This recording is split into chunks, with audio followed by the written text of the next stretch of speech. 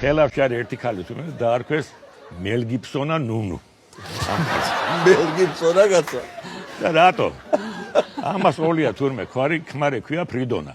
და ეს ქმარი დიას უან ბირჟაზე, სოფლის ბირჟაზე თურმე რა. ეს ხალი დღეში 10 ჯერ გამოვა ბალკონში და ფრიდო ფრიდო მელ გიბსონა ნუნუ.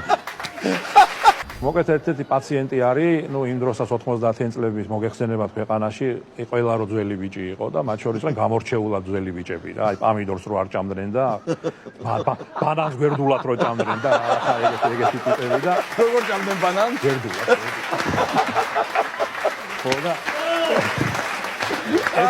ერთ-ერთი ეგეთი ძველი ბიჭია პაციენტი და ორივე ფეხზე არის სისხლძარღვაზე საოპერაციო და რო გაიგო რომ ფეხები უნდა გაიპარსოს იქ დამთავრდა ყველაფერი, აი მომავალი ესპო ფეხების გაპარსო როგორ აკადრეს და აი სერიოზული ამბავი მიდის და ხა 90-იანებში დამწყები ექიმის პაციენტის დაკარგვა ხა ძალიან რთული ამბავი და მოკლედ არ შეიძლება იმის გაშუქება და ძალიან ცუდ დღეში აქვს სისხლძარღვები და მოკლედ როგორ განგრენა დაიწყოს რა. როგორც იქნა, შეიძლება იმაზე რომ არ შეიძლება და გაიპარსოს ხო არავინ არ უნდა გაიგოს ეს ამბავი პალატიდან არ გავა რა. კაი, არ გავა, გაუკეთა ეს ოპერაცია და იღვიძებს რა.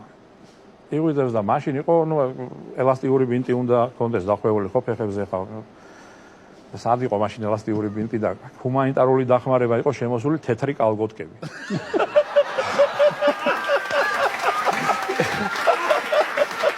მაგას ვინ ეთყოდა რომ ეგ უნდა ჩაეცვა და ამიტომ ხა ნარკოზის მერე სანამ გაიღვიძებ და ამოვაცვეს და გაიღვიზა და ოპერაცია ვერ ინძრევა ფეხებს ვერ და თეთრი კალგოტკები აცვია და საშინელება ხდება პალატაში იგინება ყველა მიმართულებით ყველას აგინებს რა ის უყველას დიც პატარ მაოძე დუნს აგინებს ვიღაცა ეს აგინ არ ვიცი ყველას აგინებს რა და კარები იღება ამ დროს შედის პალატაში სანიტარი და გადაბრუნდი ოყნა უნდა გაგიკეთო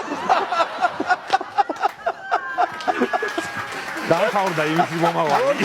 საკონტროლო გასტროლა.